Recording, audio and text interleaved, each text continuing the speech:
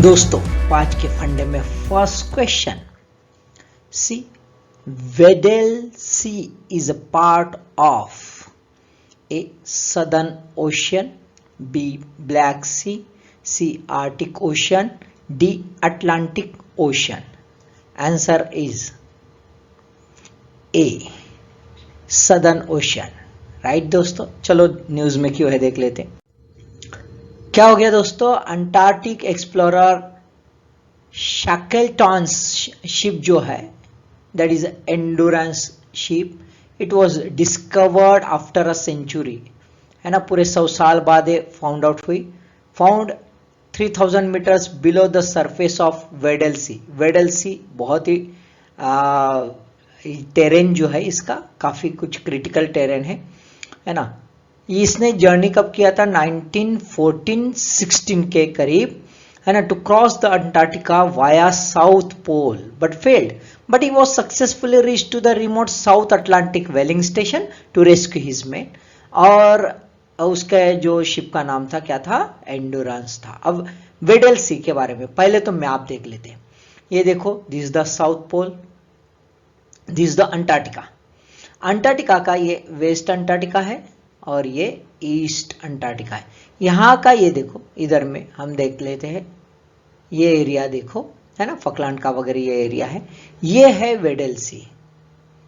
ध्यान में आए। So it is a bay actually, ये देखा जाए तो ये क्या है, इट्स अ बे है। Okay, so it's a part of a Southern Ocean and contains the Weddell गायरे।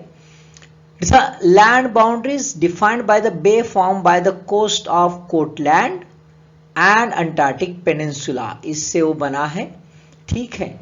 Eastern most point जो है that is the Cape Norvegia at Princess Martha Coast, Queen मॉडलैंड।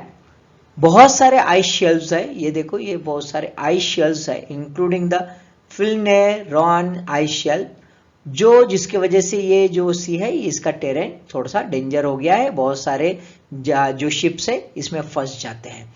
The claim by scientist that it is the clearest water of any sea, है ना, सभी सी में सबसे clear water जो है यहाँ पे है, ऐसा माना, जस्ट लाइक अ डिस्टिल वाटर, डिस्टिल वाटर जैसा ही माना जाता है। Okay, next question, second question, a stock split by a company, one price of share increase, price of share बढ़ते हैं। second, total value of all shares not increase, total value जो है shares की नहीं बढ़ती। तीसरा, increase the liquidity of trading in its shares, उनके shares में liquidity आ जाती है trading में। answer is C, 2 and 3 only, है ना, 2 and 3 only. Price of share, price shares के नहीं बढ़ते, लेकिन जो है टोटल वैल्यू जो है वो भी नहीं बढ़ती भाई, नॉट इंक्रीज, है ना, ध्यान में।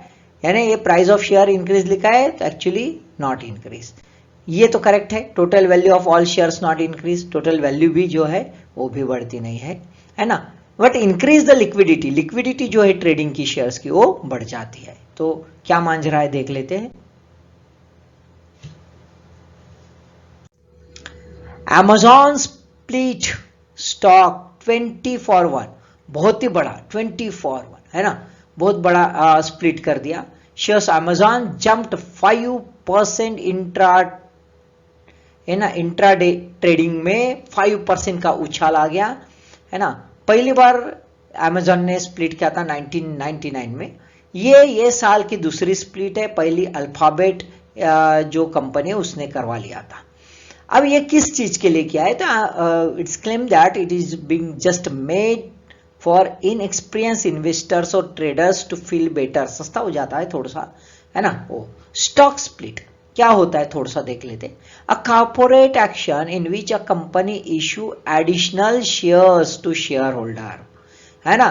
Total number, obviously increasing the total by specified ratio based on the shares they had previously, यानी जो पहले के शेयर होल्डर है उनको एक एडिशनल शेयर होल्डिंग दिया जाता है ना। कब, कैसे, या company increases the number of shares to boost the stock liquidity, stock जो है उसमें एक उछाल आए है, अच्छा फ्लो बढ़ जाए, इसलिए ये सब बढ़ाया जाता है। अब इसके वजह से आउटस्टैंडिंग शेयर्स जो है उसके तो नंबर्स बढ़ जाते हैं भाई, आउटस्टैंडिंग शेयर्स के, लेकिन टोटल वैल्यू जो है ये बदलती नहीं, it's remains the same because split does not fundamentally change the company, company की वैल्यू नहीं बदलती है ना। इन जनरल स्प्लिट कैसा होता है, स्प्लिट इज 2 for 1 और 3 for 1, यहाँ पे 24 बहुत बड़ा हो गया है ना, मतलब एक के बदले 2 या एक के बदले 3 या एक के बदले 20, इतना ज्यादा हो गया है। तो इसके वजह से जो अमेजॉन के शेयर होल्डर होंगे वो मालामाल हो गए। Companies often choose to split their stock to lower its trading price to more comfortable range for most investor. देखो किस चीज के लिए किया जाता है ना, जो इन्वेस्टर्स रहते हैं उनके लिए वो वैल्यू बढ़ जाती है उसको काम करने के लिए, इसे to increase the liquidity of trading in it shares, है ना, शेयर्स की ट्रेडिंग बढ़ाने के लिए भी इसका फायदा होता है, right. Third question, which is or are cyclical factors which increase the current account deficit, CAD? 1. Overvalued exchange rate. 2. Rise in prices of import. 3. Increased cost of export. And 4. Under investment. कौन से ऐसे cyclical, ये ध्यान में रखो, इसको भी bold करके रखा है मैंने, ये गूगली क्वेश्चंस रहते, थोड़ा टेक्निकल रहते है ना। Which is or are cyclical factors which increase the current account deficit? यहां पे 4 ऑप्शंस दिए, देख लेते हैं आंसर क्या है। Answer is C, answer is C, 1 2 3, 1 2 और 3, फोर्थ नहीं है। तो साइक्लिकल टिपिकल सा, चारों के चारों जो है ये यदि गड़बड़ हो गई तो करंट अकाउंट डिफिसिट बढ़ जाता है, एग्रीड, करंट अकाउंट डिफिसिट बढ़ जाए, चारों के चारों इसमें से। लेकिन हमने क्वेश्चन क्या पूछा है, हमारा क्वेश्चन है साइक्लिकल। ये जो है over valued exchange rate, rise in the prices of import, increase in the cost of export, ये जो है it's just a cyclical factors. लेकिन fourth one is a structural factors.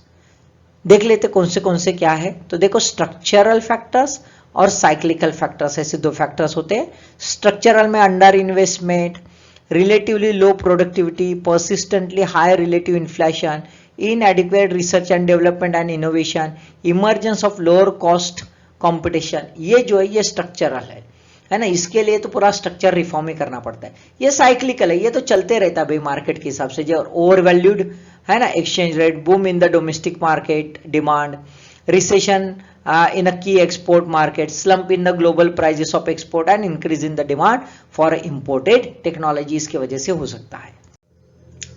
अब देखो न्यूज में क्या है, current account deficit likely to hit 10-year high.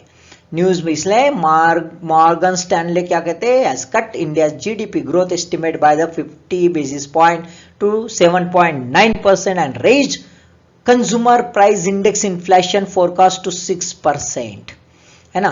It is expected that current account deficit also widen to 3% of GDP in financial year 2023।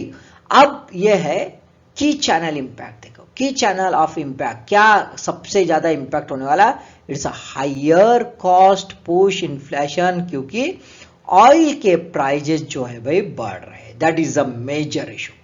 Risks क्या है, risks would stem from the further sustained rise in oil prices, continuous price जो बढ़ रहे हैं, and leading to quick deterioration in the macro stability and currency volatility। ये भी है थोड़ा सा इशू की मैक्रो स्टेबिलिटी गड़बड़ हो रही है और साथ में आउटफ्लो बढ़ रहा है, इसके वजह से भी करंट अकाउंट डिफिसिट बढ़ रहा है। Then fourth question, which is or are the members of Colombo's Security Conclave for cooperation and collaboration in areas such as maritime security, counter-terrorism and drug trafficking? 1. India, 2. Sri Lanka, 3. Maldives, 4. Mauritius. Answer is D. All 4 are correct. यानी India, Sri Lanka, Maldives और Mauritius, ये 4 जो है these are being part of the Colombo Security Conclave। News में इसलिए है कि Dole calls for maritime cooperation on the 5th National Security Advisors level talk of the Colombo Security Conclave concludes in the Maldives में हो गया on the 10th March 2022, है ना। यहाँ पे एक डिसीजन ले लिया गया कि इंटेलिजेंस और कोलैबोरेशन का शेयरिंग हो on the basis of the 4 pillars of security cooperation including maritime security, human trafficking, counter terrorism और साइबर सिक्योरिटी। मॉरिशस इस बार जो है कॉन्क्लेव में ज्वाइन किया, इसके पहले 3 ही थे। Last question, which of the following is or are not the surface to surface missiles of India? Simple सा क्वेश्चन है लेकिन गड़बड़ हो जाती है, यहाँ पे लिखा है नॉट और दूसरा है सरफेस टू सरफेस।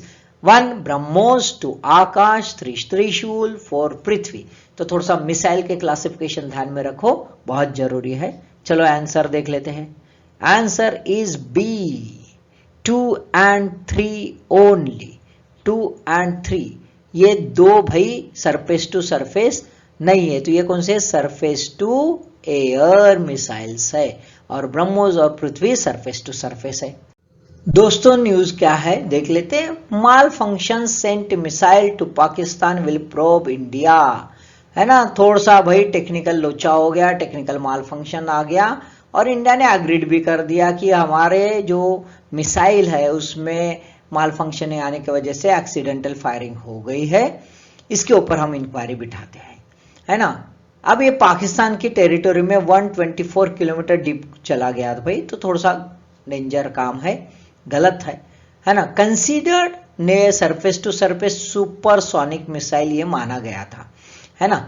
अब surface to surface missiles India की कौन सी है, तो पृथ्वी है, अग्नि है, निर्भय है, ब्रह्मोस है और प्रहार है। तो थोड़ा सा लर्न कर लेना कि पृथ्वी की रेंज क्या है 150 किलोमीटर, मैक्सिमम 500 किलोमीटर, अग्नि की 700 to 5000, निर्भय की जो है ये 1000 है, लेकिन ये कौन से सबसोनिक है ना, बाकी ये सुपरसोनिक है।